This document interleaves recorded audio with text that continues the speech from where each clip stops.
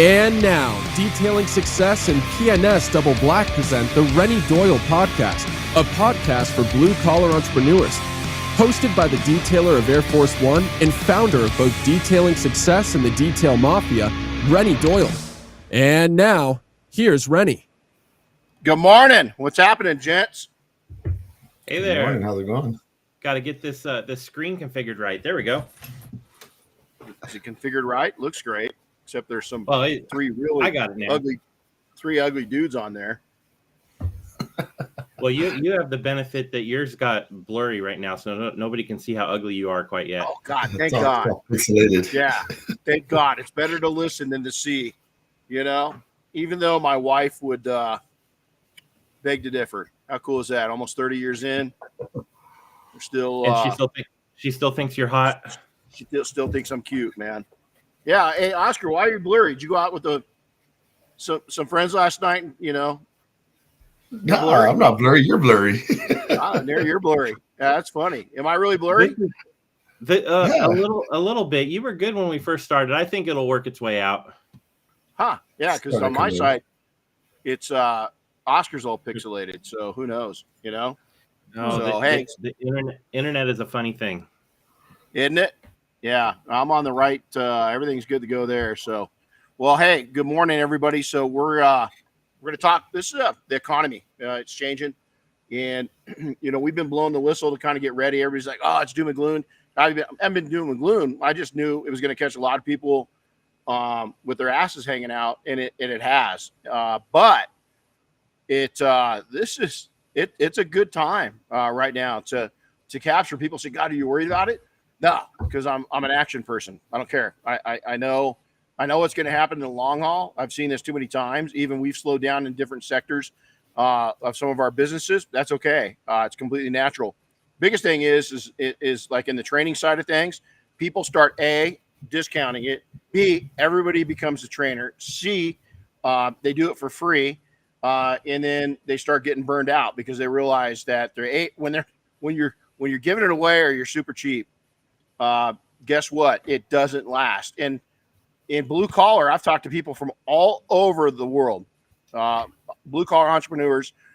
Things are all over the place. Is that even some of the big successful shops that have been around, legacy shops, legacy businesses, legacy contractors, they're starting to fill things. But they're, again, most of them, if not all of them, they're not really concerned. They saw this coming. They made a lot of money. They put a lot of money away. They've paid off debt. They've got good debt. They don't have a bunch of bullshit debt around. They know what they have to do in the effect that if it keeps going, they're going to come out on top. And that's exactly my mindset right now. Is we've had to change. We're hunting more than we ever have. Hunting's good. A lot of people are oblivious of what this means. People are either so content and they're working the system they've built. They don't know anything's happening. And that's awesome because they've stayed on the marketing and they've gotten ahead of it. We got caught with our pants down because we were so busy. We're like a lot. We're still in that group, but we didn't keep quite ahead of it. And so that was a learning lesson later in life. Now we're far enough ahead and far enough into it, and we've got decades into it to where it's not too severe. It's just we're playing a little catch up. And I'm going to talk about guerrilla marketing, an old book. We're going to talk about that.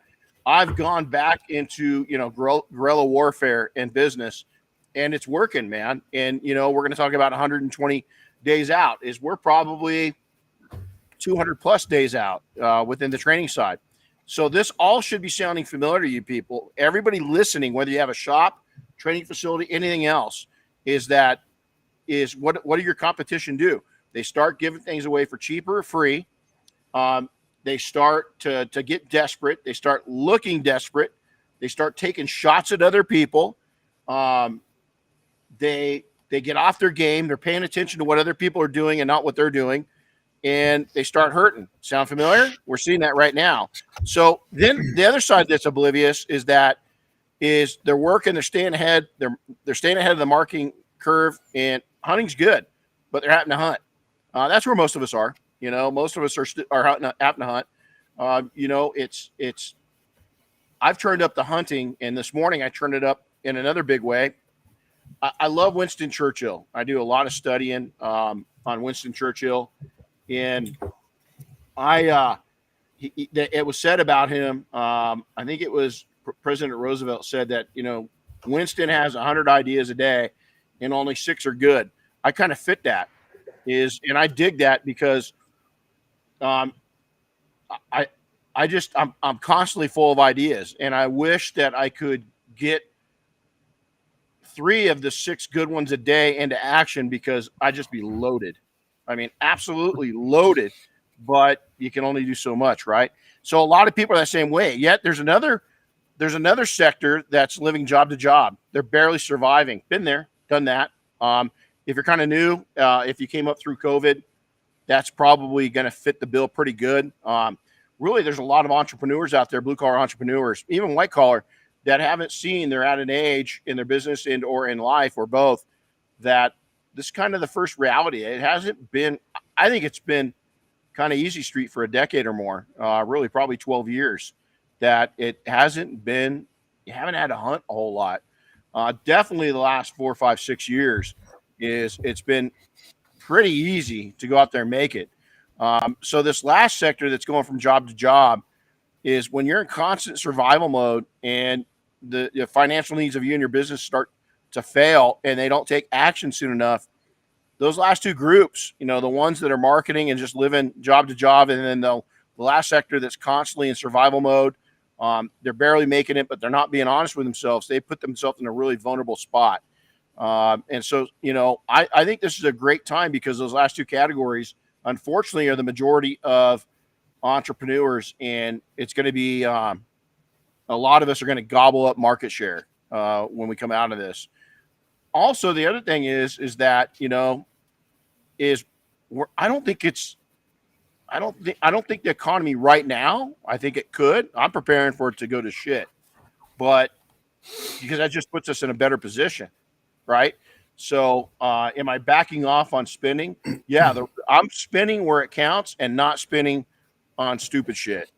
Matter of fact, one of our financial advisors is coming up this weekend. They'll be here Friday. I want them to kind of see the grand picture of where I'm going for the next 5, 10 years, because they play a huge important role in that. And the conversations I have with our financial people, I've got a really smart team right now behind us, smartest financial team I've ever had involved in my businesses ever.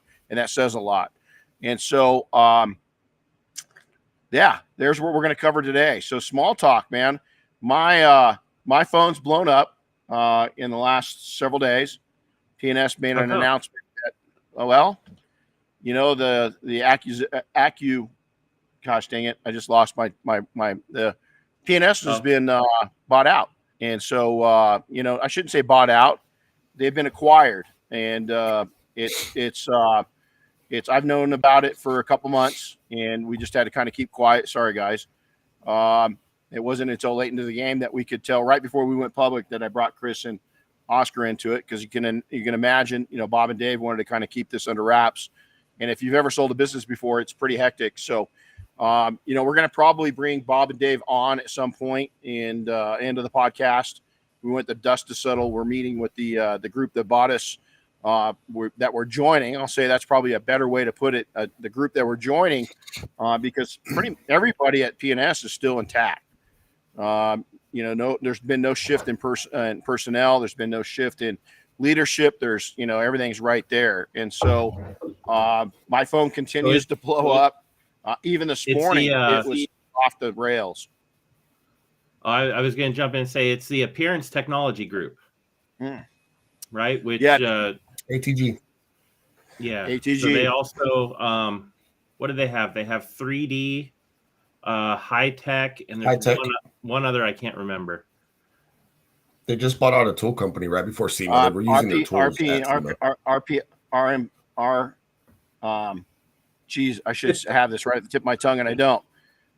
They're putting together a great group. It's a powerful group, and there's a lot of hyenas. I call them hyenas at the door, which is natural when a company goes through a transition like this.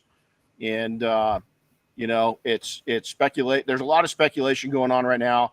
A lot of the competition's putting vicious rumors out there, which you expect. But PNS is a powerhouse, and this group that we're involved in now is a powerhouse. There's a lot of investing going into our business already. We're getting people that they've added into the management circle to help growth within all the brands. And so I'm trying to stay up with the phone calls and text messages. But if you sent me one and I haven't got back to you, it's because I'm 300 deep right now.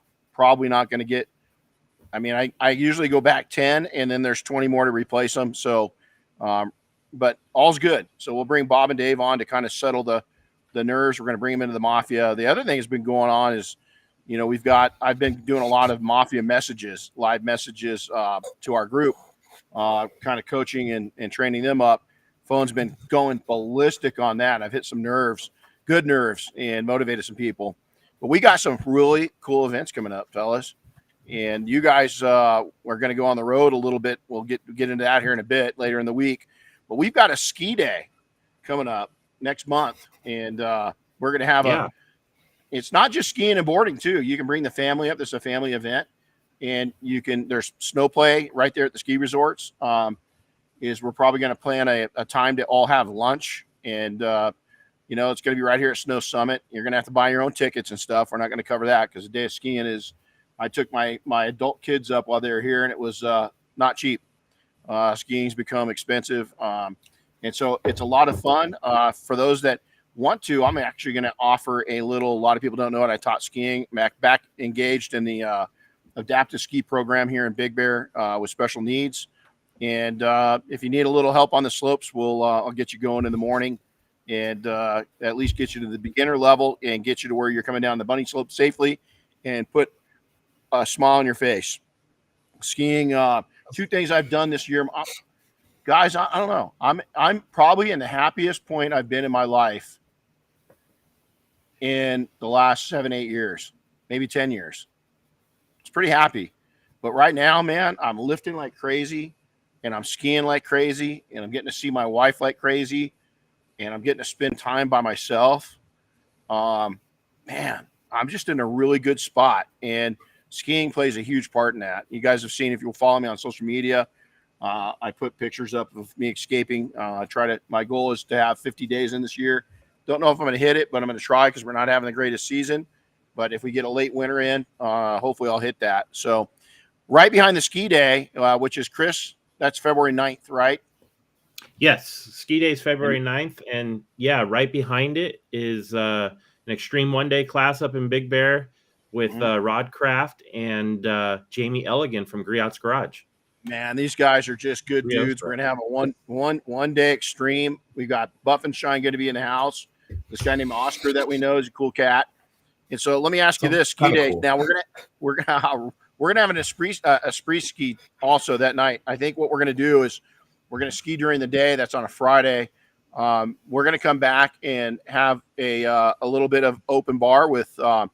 If you've got your kids coming, we'll have sodas and we'll have a beer and some cocktails, hot chocolate. And I'm going to do a couple of I'm going to smoke some meat so we can have sandwiches and finger food. And it's going to be I'm going to probably do about 15 pounds of tri-tip on the smoker. And we're going to come and just have a kind of an early dinner and social hour here at the shop. And then the next day for those staying for the Griots event, that is a pay-to-play event. We have limited space available. Last year we had these guys here, and I'm telling you, I love to cross-pollinate this way. I love to be Switzerland. And these gentlemen to work with are class acts. And we use a lot of their products in the training center. And so to have them, it was an amazing educational day. And we just want to invite people out to join us. And pretty cool. So we've also got, this is where Oscar comes into play. We've got a one-day Spanish event down at Ray's shop. And so it's going to be, I'm brushing up on my Spanish. Oscar, don't make fun of me when we get there. But Oscar's going to run that because he's bilingual. He's fluent. He's also, 3 languages because you can bullshit pretty good too. So, but talk about what we're going to do down at Ray's place, Oscar, a little bit. And, we talked about doing this for a while. We actually did it with another trainer. We were one of the first ones to ever do it. They don't necessarily say that online, but we actually had the first all Spanish speaking event up here at Big Bear several years ago. And this one we're really excited about because we're taking it to the next level.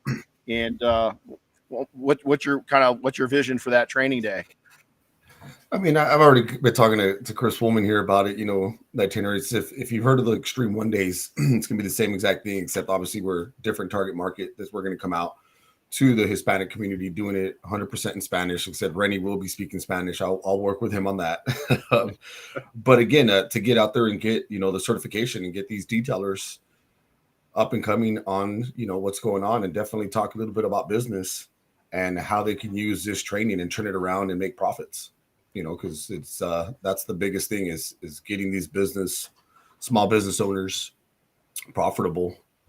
But again, by changing the target market and being open to the rest of it, especially here in Southern California, where the majority of detailers do speak Spanish, and a lot of them are just Spanish speaking only. So helping them out, and then just giving them also the one thing that I do want to drive is the importance of, yes, even though you're Spanish speaking, your clients not all the time will speak Spanish. So a lot of it is, how are you going to convert this training and the lingo into English and how to sell your services. Absolutely. I'm really, really excited about it. We've done this before, and it's just a great way to reach another segment of the industry. And so again, another pay to play, one-day extreme event. Get a hold of us if you're interested in that training. And then you guys are heading out. What day are you guys heading out and hitting the streets, tomorrow or Friday? I don't know. Where do you want to go? Well, I think tomorrow would be a good day. Friday we kind of get bad traffic, but I invited we're already talking about hitting the streets as as Buff and Shine. I go out and visit a lot of stores on a daily. I usually pick my days and I go out. I'll drive out to like Riverside in the Inland Empire, and then I'll leave pretty early. I'll leave like 5:30 in the morning. I'll leave and drive like 2 hours out, hour and a half. Oh, you didn't tell me you were leaving at 5:30 in the morning. I'm not sure I can do it now. Well, I leave. I still got a 45-minute drive to your house. But Chris Woman's on the way out there on the way to LA. And I usually just map out, a couple stores. I get about 6 to about 10 stores, and I'll go all the way to the furthest one and just make my way back to Ventura and start going into these stores, talking to detailers, talking to the storefronts. Obviously, as the sales rep for Buff and Shine, I'm in there pushing our pads.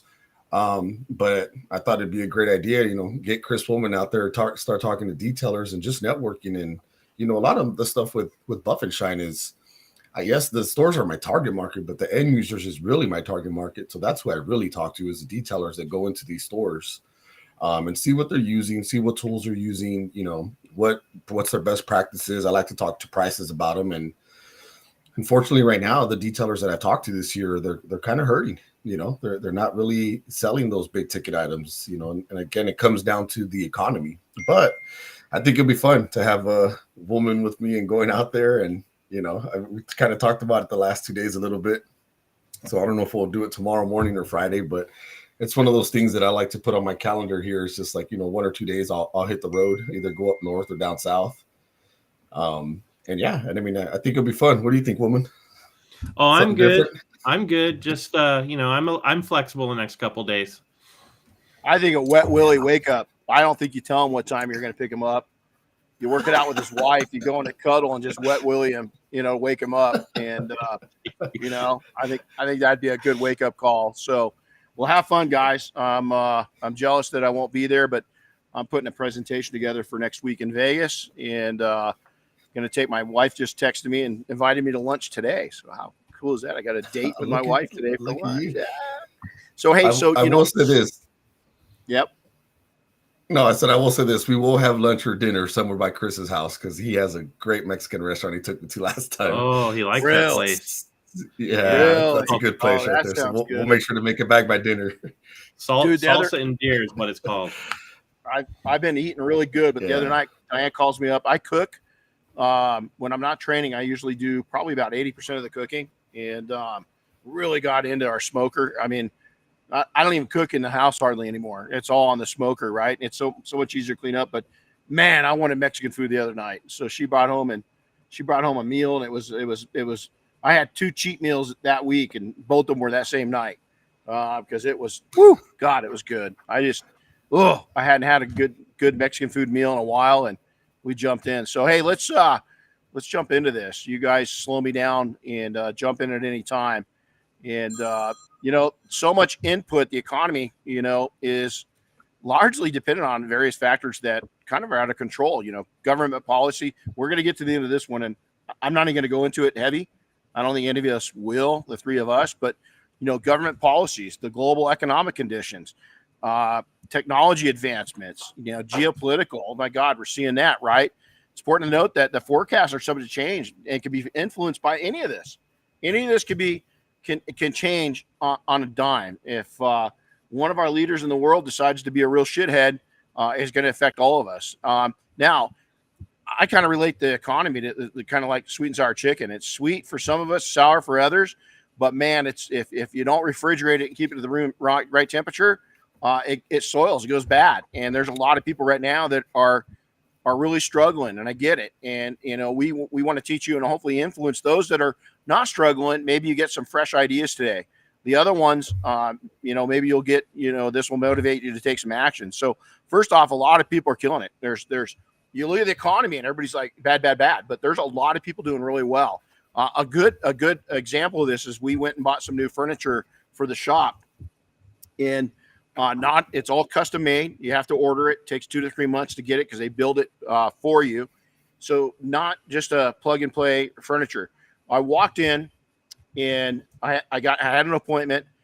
Customer service is unbelievable. And they said straight out that they've never had in 30 something years, never had this busy of a November, December ever. And so that's good indication that if there's people spending that kind of money on high-end furniture, then we're not too bad off yet. Now, right down the way, I went into a walk-in take delivery furniture place, night and day in customer service, not very good. And the opposite, the sales guy said that they were super slow. It was dead, and he thought they're preparing for layoffs. Look at the difference. What things are in common? First off, right when I walk in and meet the gal, is that she highly recommended. Well, because I was coming from so far, she set a time zone for me. She goes, "Hey, if you show up between here and here, I'm going to give you 100% of my attention." And she did. And she broke away while we were doing the paperwork to go help some walk-ins, and I didn't mind that at all. But I would hear her, and she's like, "Okay, well, I'm going to go back over. I've got a set appointment customer right now. I'm going to go work with him for a minute. Please come over to my desk. Don't feel I'm ignoring you. I'm just paying attention to him right now because he had an appointment." That to me is why they're busy. The other place, they didn't stand out. This guy didn't know anything. This gal that I worked with is professional, 7 years, and man, she knew. Honestly, I walked out of there with about $3,000 more than I thought I was going to spend. And why? Because she educated me. And she gave me attention, and I saw value in what she was selling, and it was far more expensive than going right down the road. I could have spent half that amount of money and had it tomorrow, but I really wanted the quality, and I wanted something that's going to last. And I just like the one-on-one attention. I think made a big difference. And so, if you're hurting badly, you might look at your culture, even if you're a one-man shop. Have a dose of reality. Right now, we're back to reality. I don't necessarily think that this was a slow November or December. I think this was back to what blue-collar service businesses was before COVID. We're, especially in the detailing industry and the automotive industry, we typically are a little slower in parts of November. Our shops, when we were in shops, we got crazy busy right before Thanksgiving, and then we go right up to Christmas Eve. And then it would slow down in January. But I think it's more typical right now. So, it's about that. We're doing 60 to 120 days ago. If you're dead right now, what were you doing 120 days ago for marketing? You've got to take and ask yourself that. There's no real science to this. It's if you're doing hyper concentration on your marketing, you're marketing to the right segments, is your social media isn't going to be enough. You're getting local contacts and relationships. You're building all of this up. You've got to look at 120 days back, and that's just the reality of it. So what do you do? I mean, what's some things? And I'm going to get into Oscar here in a second.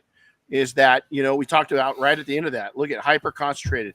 What I mean by that is that, we got an ad campaign going right now for some events.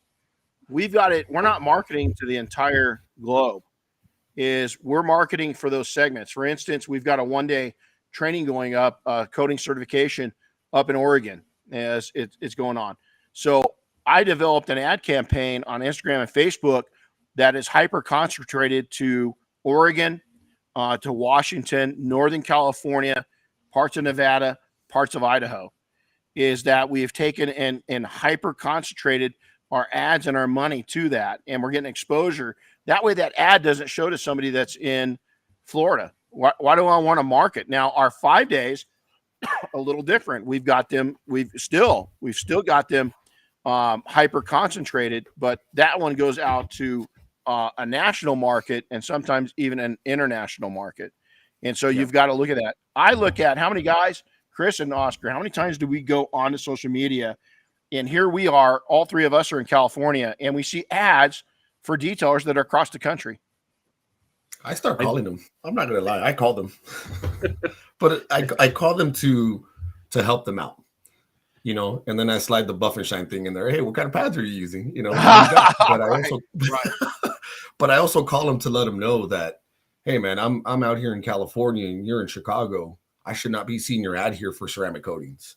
No. And sometimes it's not, again, I'm not cold calling. I'm not putting them on the web. I'm not doing any of that. I call to help because that's their dollars they're wasting. And that's dollars that they could be saving, especially in this economy. They can be saving that money and putting it towards something else. And usually about 9 out of 10 will take it. Sometimes I will have that one detailer that tells me you just don't know what you're talking about. Okay, cool, whatever, but when I do see it, I do reach out to them. And I'll let Chris Woman touch up on this. Or something that I know we've talked about. Sometimes it's hard because they run ads and they don't even know where they're at. Yeah, you don't put where they're at. You look at their social media and nothing is. I'll let Chris jump onto this. Go ahead, Chris. Yeah, it's funny. You could read my mind. Yeah, we'll look at this stuff and there's no indication in their social media and their profile or anything of what city they're in, where they service. Sometimes there's not even contact information. It's like all they want is a DM. There's no phone number, no nothing. I just don't get that. But it's important to make sure that people know where you're at, who you're servicing, what your market is, all that kind of stuff. Boy, so true. And I mean, it has to. And I just see someone says that they commented, thank you for doing that, Melinda, for commenting on, because it does help detailers out. We're one community that we have to work together. But for the traveling that I do, and maybe that's why I pick up so many ads, is because I do a lot of traveling, so my phone's pinging in different places. But I mean, still, it's crazy to me how many times I see an ad, at least 2 or 3 a day, come through my social media of a detailer marketing ceramic coating, and it's across the country. And that's because they're just running a nationwide, ad. Maybe we need to bring Chris or William Lara on here and show us how to do ads or something. I don't know, but and it's really, it's something helpful, and it goes to the business side. And touching on the business side, you touched about what were you doing 120 days ago for your marketing. I'm asking the opposite. What were you doing 120 days ago to save your money? Where was all that money going that you're bringing in? Is it being spent? Is it just being thrown away? Or, are you buying the new shoes? Are you going out to dinner every day? Are you wasting that money on other things? Or are you tucking it away for a cold January, or not so busy February? That's the way that I see the business side of this. Is not only the marketing, is saving your money. I'm going to pick on somebody without naming anybody because there's a freaking bunch of them. But, it's funny. I listened to a podcast a while back, and person younger, newer in the business, just freaking bragging it up. The biggest thing in detailing has got his, when you look it up, it's got his picture, that kind of self-confidence. It wasn't 2 weeks later, I see a post where he's slow and trying to dig up business. And this person lives bigger than life. And there's so much fraud out there going on in these different business. Me too, man. Everybody's me too. Look what he or she's doing. Dude, you don't know the backstory of that. You just don't. And, have I lived that? Dude, absolutely, man. Have I flexed? Absolutely. Do I now? Yeah, occasionally. I really don't care anymore. the stuff that I've got and the things I do it's for me. I bought a car a few years ago. I always wanted to drive one. It ended up one of my least favorite cars. I won't bag on it because there's a lot of people that love them, but honestly, I hated that car. And Chris knows what it is because I blew the engine while I was heading to an event with him in the car. But when I got it, I was so excited to have the car. I took Chris on a wild ride to Vegas in it. And, honestly, I just overdrove the car. I mean, I freaking froze the motor up, melted the motor, as they said. But I remember the gratification of getting that car lasted it about 2 weeks. And I was like, man, why did I buy this? And it was a reality check because I don't know. I just didn't need the car. It wasn't a car that was that exciting to me. And maybe when I was younger in my years, it would have been, but I just beat the shit out of the car. My point to this is we buy stuff thinking it's going to make us happy. And a lot of times it just doesn't. And if you can learn that at a young age, you're better off. Matter of fact, our CPA was telling me this is the first time I haven't bought a vehicle in a calendar year. And I can't remember. It's been a bit. It's like a decade. Hey, I want to share something real quick. Jeremy, I hope I say his last name right, Lau, he just wrote this in. I think it's a quote from somebody that says, most people will sacrifice what they want most for what they want now. And now is the most expensive word in the English language. Boy, I'll tell you. Amen. Good. Jeremy, thanks for giving that. Instant gratification is a disease. And if you're a entrepreneur or business owner or a wannabe business, because there's a lot, let me tell you, just because you're doing your own gig doesn't mean that you're an entrepreneur or business owner yet. You might just be playing that position and not really in that position. Now, how are you going to learn how you're going to get to that position is playing that position. So you got to do it. But there's a lot of rookies out there that are doing it like 20-year veterans. There's a lot of 20-year veterans doing it like rookies. And so you've got to take in, not everybody's at that entrepreneur table. A lot of people, everybody thinks they are. And the people that I dig the most are the people that don't think they are, and they really are. Justin Lobato, I remember when he was first getting his start, and I told him, dude, hey, man, he wasn't going to go to SEMA. So you got to get there, man. There's a chair opening up at a table that there's only one opening. And they just added a chair for you. There was no chair there. And I remember that year is the year that he really came out. And he's done really well. So let's jump into what guerrilla marketing is. Hey, so, hey, Marine. So guerrilla warfare, what's the tactics of where does guerrilla marketing come from? It comes from a statement, and I think America really first saw this. Definitely some in some of the guerrilla warfare in World War II, but really the first time I think we saw it on a major scale, wouldn't you agree, it's probably Vietnam, Oscar, is where we saw guerrilla warfare really take shape in the history of our country? Yeah, disrupting the enemy, disrupting them is the key to that, is, disrupting the objective of what they have going on. And I think that playing into business, it takes tact, it takes time, it takes discipline to do that. But one thing that, I just talked to Renny about, I think it was Friday, I texted you, it's staying ahead of the competition. Educate yourself. I literally just started doing online again classes to educate myself on the sales rep side of the house, not the detailing, not the business.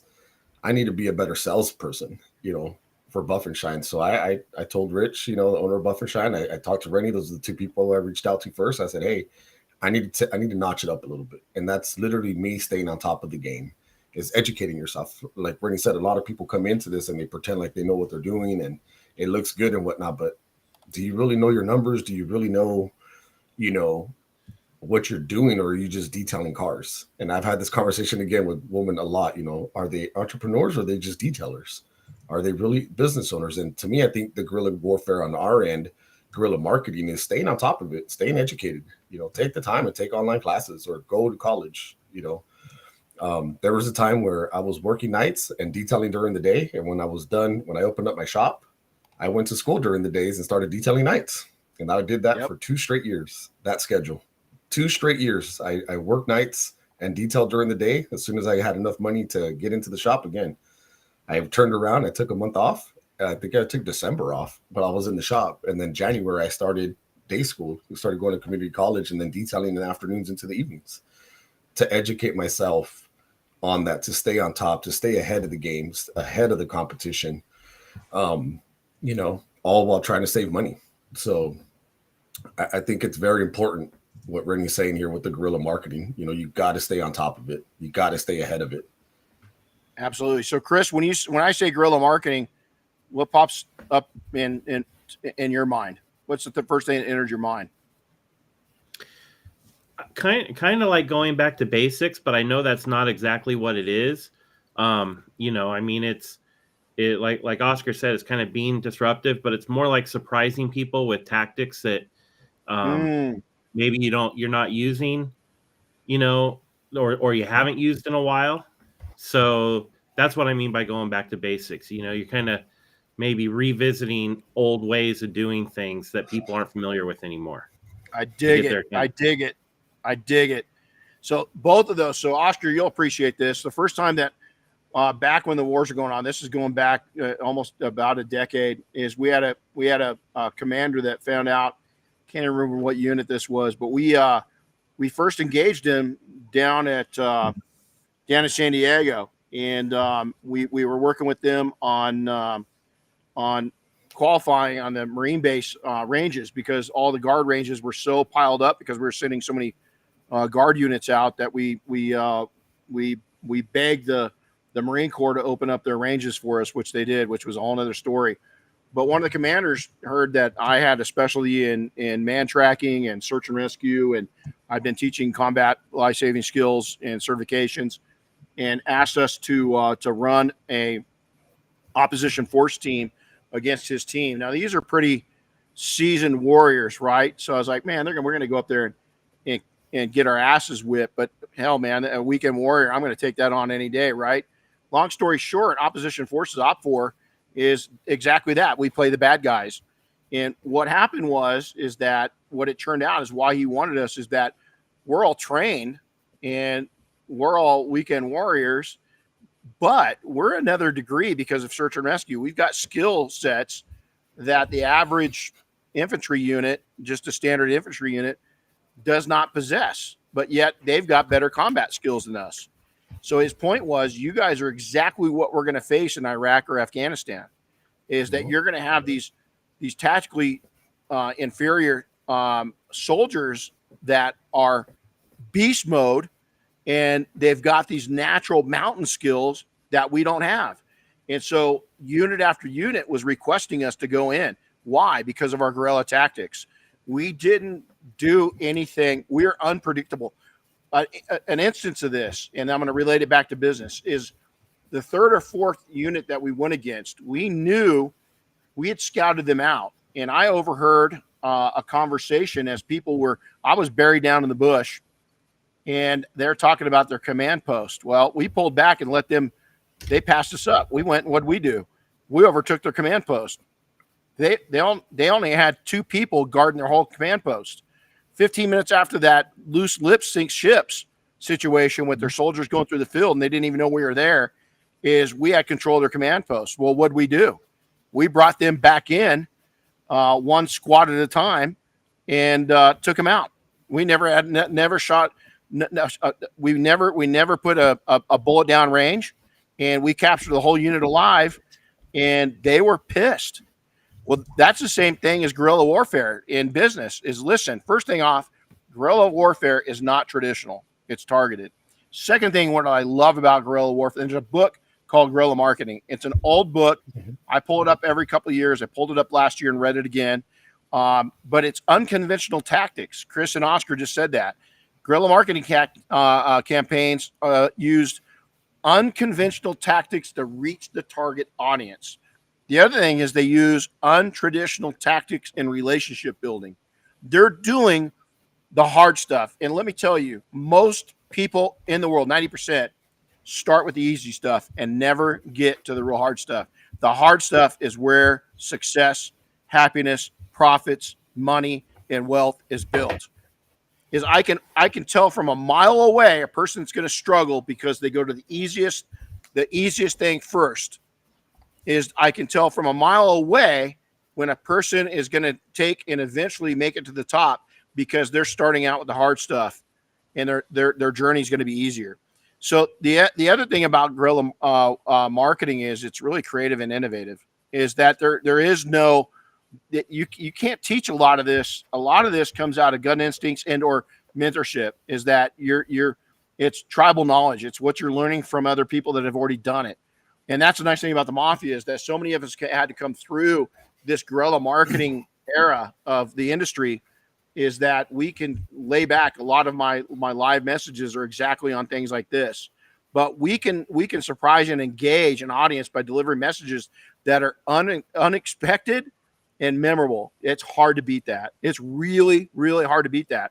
The other thing is the emotional connection is that you're going to take the time to build up a relationship versus having a customer. Now, downside of that is, again, you're 120 days to 5 years out.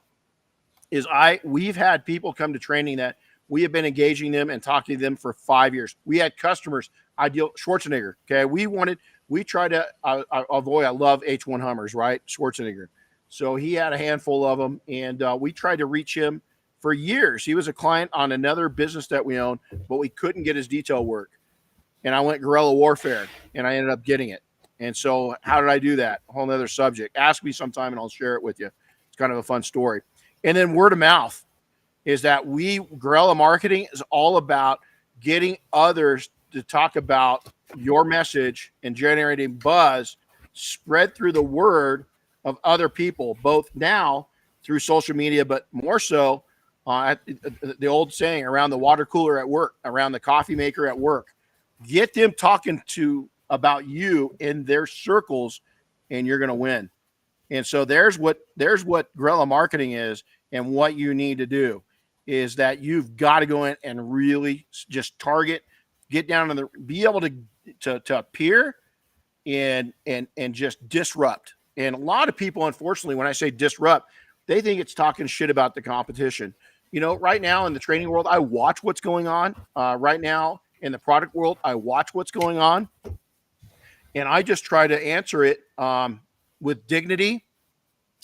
You can come in. I'm going to start something new. I had an idea a few months ago. I kind of put it into motion this morning a little bit. I'm going to start out a little slow with it, test the waters, see what it does. We got a whole new video series coming out.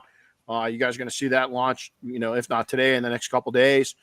We've got a lot of things that we're going to disrupt. Is we're going to put a tripping zone into the market, not to hurt other people, but just to push us forward. So, all right, gents, what do you got to add to that? This is how disrupting can backfire on you. And I see this on the training side, disrupting and lowering your price. Yeah, you'll disrupt the market. You're going to shock people, but that's not the way of doing it. And I'm starting to see that a lot in my community is prices going down. People doing ads saying, we're hurting for business. Come to me. Oh, that's I think in a sense that's marketing. That's guerrilla marketing because it's something different that they're doing, but they're practically begging and saying, please do business with me because I'm about to go out of business, or, I'll do this for free. On the training side, I've seen the training and I've stayed on top of it for the last, 2 years, almost 2 years now. And I remember when Chris was doing the SWOT analysis on stuff like that, I kind of got into a little bit, started seeing prices. You're seeing one days going from $5.99 to $2.99. Oh yeah, and desperation. I see it. Yeah, and it's like, and $1.99, and giving out store credit and all that. So it's like, what are you really making to get your name out there? You're not making anything on that 1 day training. So I'm starting to see that, detailers are desperate in lowering prices.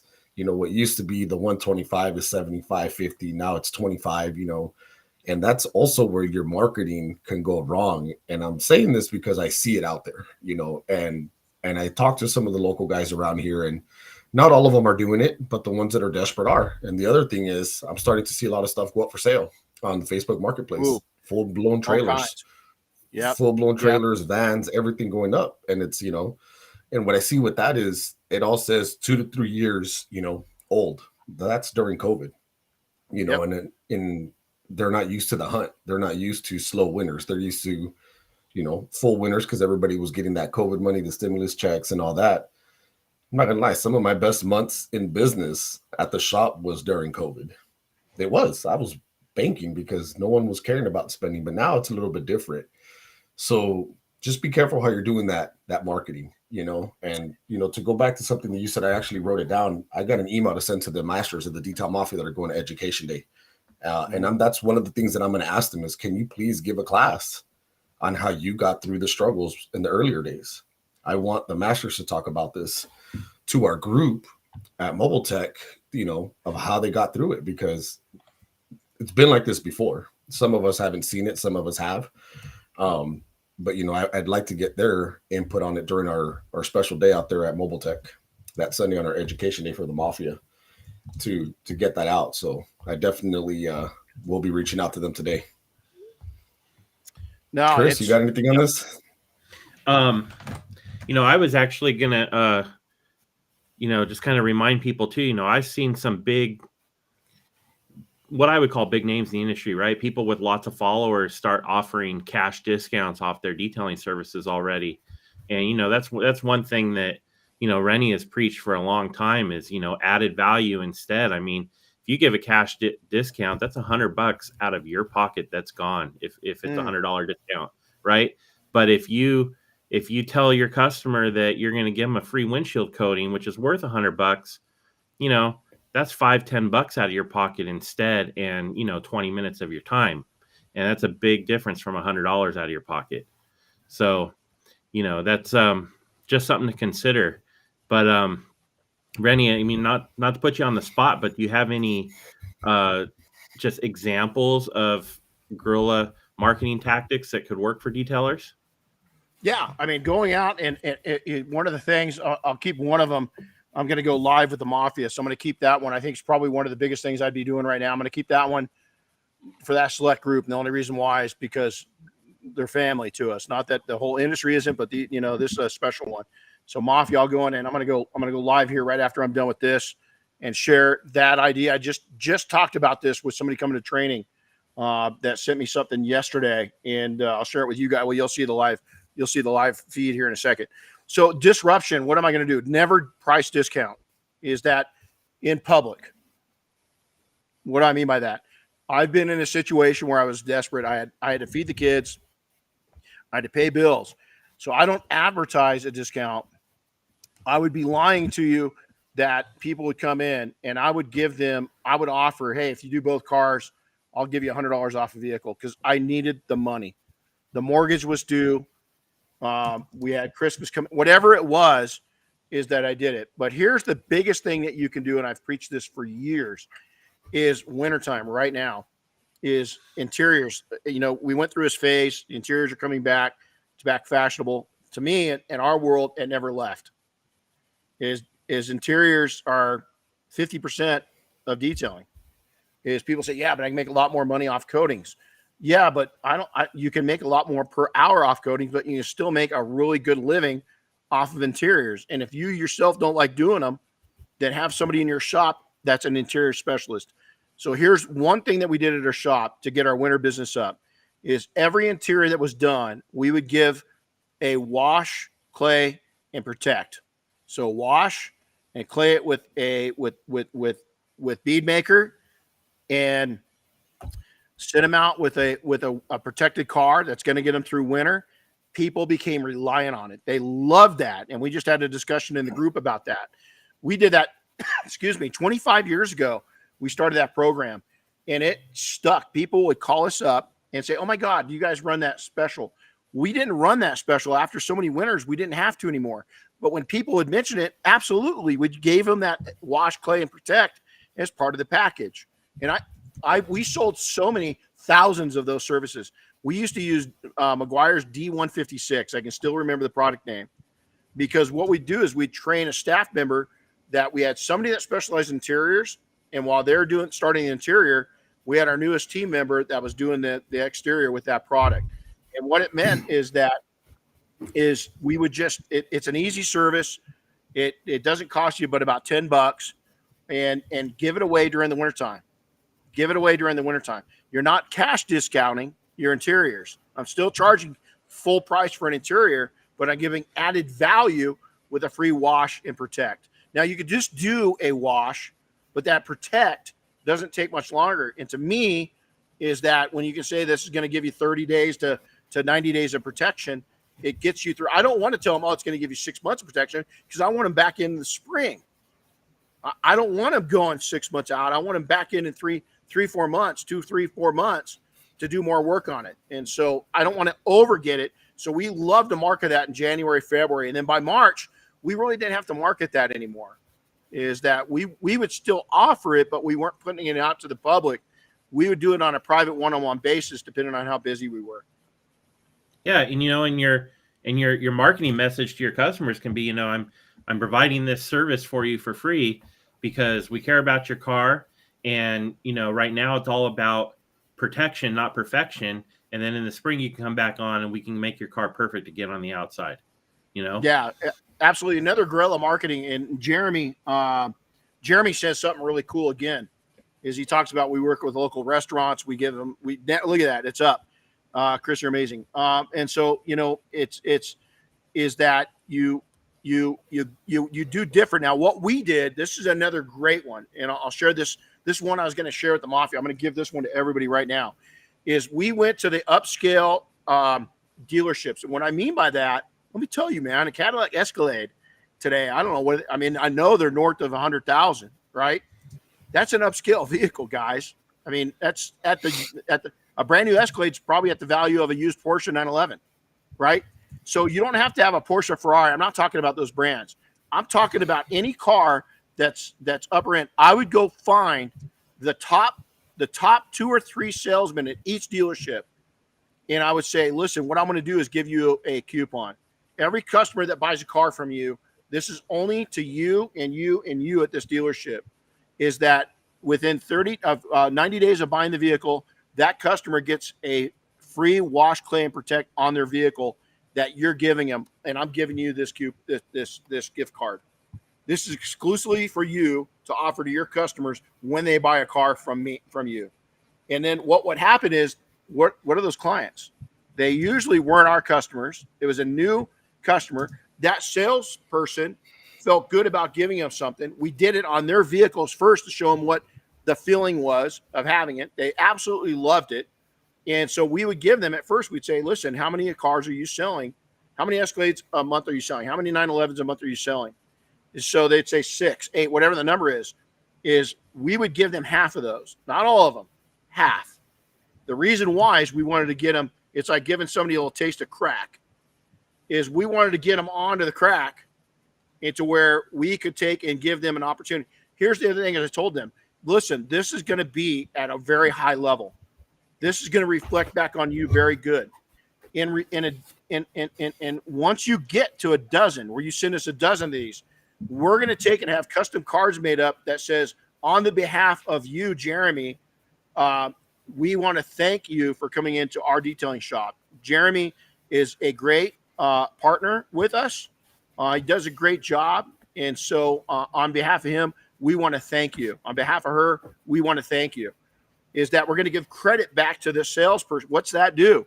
It builds their business up too, and they get a call from the customer, or when the dealership checks in, what are their review status for that salesperson? That's why they're the top producing salesperson. The other thing we do is Jeremy over in Hawaii, his wife is just killing it in sales. And so they might sell real estate. They might sell custom furniture. We don't just look in the car industry. We look at people. Here's the other thing is, like, if I was still running a shop, when I bought that furniture the other day, I would have given that salesperson the same opportunity. I would have said, look, you're outstanding. I want to do something. Anybody that buys furniture from you, is we want to give them a gift. Say thank you. Here's somebody we network with. They're going to give you a free wash, clean, protect on your car. Doesn't have to be a car-related business. That's guerrilla marketing. You're thinking outside the box. It doesn't have to be anything to do. It could be a maid service that's outstanding. Give them, again, let them earn the additional ones. Give them 2, 3, or 4 of them. See if those start coming back to you. If they don't, go and find somebody else. If they do, now you're talking to a cohort and guerrilla marketing that gets what your message is, that gets what your mission is, and they're going to take and join forces with you. Now that's a force multiplier. Now you've got a sales team that you're not paying that's out there promoting your brand and your product while you're promoting their brand and their product. That's a win-win situation. Yeah, a perfect example, because I'm thinking, outside the box marketing. There's two that come to mind. One is Fabletics. I think it's the name of the brand. Kevin Hart does an ad. The first thing says, don't look or don't buy this shorts. Don't buy Fabletics. You don't want this because if you're not going to the gym, this is not for you. That's got my attention. That's got it. And the other one is, if anybody's been to New York City, you've seen that cowboy with the cowboy with the guitar. Yep. He's disrupting everything. That dude is famous, and he charges $20 for a picture, and I'm sure he's taking about 50 pictures a day. That's guerrilla marketing. One thing that I've seen as I'm traveling the country, with Buffershine and going into shops is, I don't see this in detail shops, but when these dancers started coming out with the boards, people made fun of them, and then they started making money. But that type of marketing kind of phased out around here, at least in SoCal. You don't see them anymore. The people dancing outside with signs, that was disrupting the market, because people would drive by and be like, oh, look, there's a guy with the cool moods. I want to be able to see the dancing detailer out there, pulling people into the shop, because that's what you're going to be known for, and it's thinking outside the box. And those are the two, like that cowboy in New York City. When I went out there a few times, when I was stationed out there in New York, he always had a line, and it was like, why? Because he was different. He didn't have a fancy billboard, in Times Square. He didn't have the money for that. He was out there in a cowboy hat and a guitar and some tidy whities, and that's what he's known for. And again, that type of marketing is where you need to be at, is think outside the box. I've never ran a Facebook ad for my shop. It was all word of mouth. And I just never believed in it, because I believed in building relationships. That was my tactic. Plant seeds with other business owners and then build their business up as they build your business up. I believed in giving out 3 referrals to everyone that I met. And I figured if I give them 3 referrals, they're going to eventually give me 3 referrals. That was my tactic for building the business up. But, just think outside the box, and, maybe we should get a challenge going out there in the industry and see who's got the best guerrilla marketing. I dig it. Well, it's, I've got so many wild ideas. I'm going to introduce something to the Mafia when we're down at Mobile Tech that I think is a game changer, and it's a disruptor, and it's easy. That's what the nice thing about guerrilla marketing, the biggest problem that people have, and then we'll get out of here, is we can talk about all these different disciplines, but if you're not disciplined and you don't take action, it ain't going to work. It's just not going to work, is that you've got to be disciplined enough to do these disciplines. And it's like working out. I can't remember who said it, is you can, and I don't even, I've got so many things going through my mind right now, but you can own a gym membership, but if you don't go and lift, it doesn't do any good. One of the, my workout partner is one of Diane's really good riding friends. She's in the horse community up here. We've become really good friends.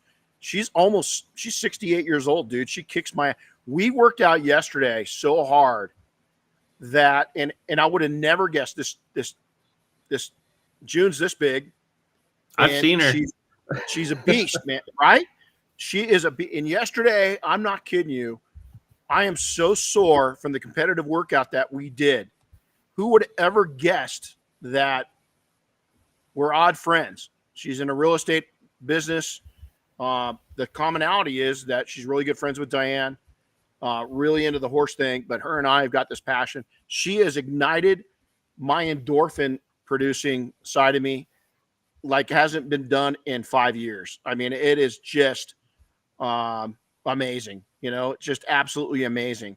And why do I mention that? Is because she's in the real estate business, and when she's here, we're both taking text. I get, especially this last week with the PNS changes. I don't know. I'm up to 400 and some mixed text. You can imagine, but we're both trying to keep up with it. And I'll hear her response, and here she is, well into her, a self-made millionaire in real estate, and she's still learning, and she's still guerrilla marketing. and she's still, and you know what? She makes it. She loves doing it. She likes to help other people, and she tries to be as honest as she can. And I've seen that integrity from the backside, and it's pretty attractive when you see entrepreneurs do business like that. So, all right. Hey, again, this is sponsored by us. And so we want to take in, the industry is what I'm talking about. If you'd like to get involved with our trainings, we have one-day extremes all over the country. We've got my voice snap. That's telling me I need more coffee. And we've got a 5-day. We're booked up right now for the next couple months. And we've got March sold out, January, February, March, 2 spots left, 3 spots left in April. These are going to start going really quick. And again, now and again, we'll have scholarships. So make sure if you're interested, usually it's going to be the scholarships are for specific months. And so reach out to Chris. Chris, how do they get a hold of you? That's an easy one. You could hit me up at chris@detailingsuccess.com, or you can call and text me, and I'll give that out. It's 818-564-5839. And Oscar, thank you so much. I'm going to read this off. Joel with IGL just said this. Bring this up if you could. I was just reading it. I was just reading that too. That's very, thank you, Joel, for that. Yeah. Is that you read through this? I'm not sure it'll all show on the screen at once. I'm going to read through it because I see big people this is Joel talking, big people in the industry advertising new installers to stop detailing, just do coatings and PPF and tint. This is a huge mistake. How do you get that PPF, tint, and coating jobs in the first place? Because of detailing. Also, this is why the DIY market is growing so much. Detailers pushing the customers away to DIYs themselves. Now the detailer has pushed the consumer to become good at cleaning themselves, and now it will cost themselves cost themselves in the long run. Be careful. It's exactly it. And I've heard people actually. Joel, you just nailed it. That's why I love this dude. I pissed somebody off the last couple of years at Mobile Tech each year because there's some smart ass that will come in and say, I just send my interiors to my competition. And I always say this, and usually it's a younger person that's naive, or a older person that's just stupid. I'll tell them this: if you take and give up an interior customer to me, do you know what's going to happen? And they go, no, what? And I said, you're never getting that customer back. You're never getting them back for paint correction. You're never getting them back for coatings. You're never getting them back for PPF. You're never getting them back for window film. I own them. Why? It's because I am so sure of our culture, our follow-up, our marketing, and my ability to make connection with people that the chances of you getting them back are slim, very slim. And so why would you send anything to somebody else? If you're that busy and you've got that much opportunity, train somebody in-house to be your interior expert and have them do your interiors for you. I still love interiors. Yeah, Mike Harlan commented early on that he thinks a big problem in the industry is a lot of detailers gave up on interiors. And he's right. Did. Yeah, Ed, we've been preaching this for years. We saw this coming down, and I was like, this is a foolish mistake. Is that, it's again, you're not well-rounded. If you're not well-rounded and somebody's going to outperform you, they're going to keep those customers. So so with that, I would try to keep this right at that hour. And I've got my phone going off again and going crazy. So gents, it was awesome. Good conversation. You guys have a good road trip. Romero says, hey man, at least Oscar, you live within LA. So, you don't have to go too far.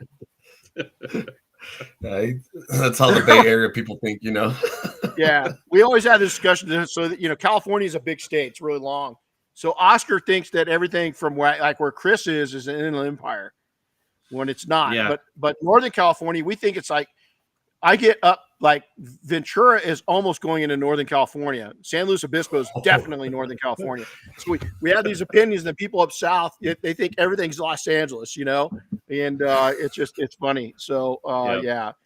Well, hey, a lot of comments. Hey, I got to read that one. The best investment I ever made for my business was Renny's class and buying a steamer for interior work. I don't know who that was that said it, because it just says Facebook user, but thank you.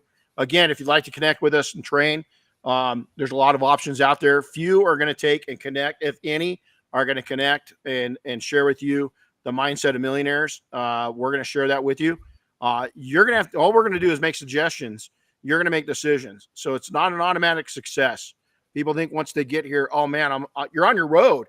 And if you allow the time and energy and you connect with the various millionaires in our group, it can definitely happen. But the hard work's going to be in your path, not ours. We can just lead you to water. You're going to have to drink it.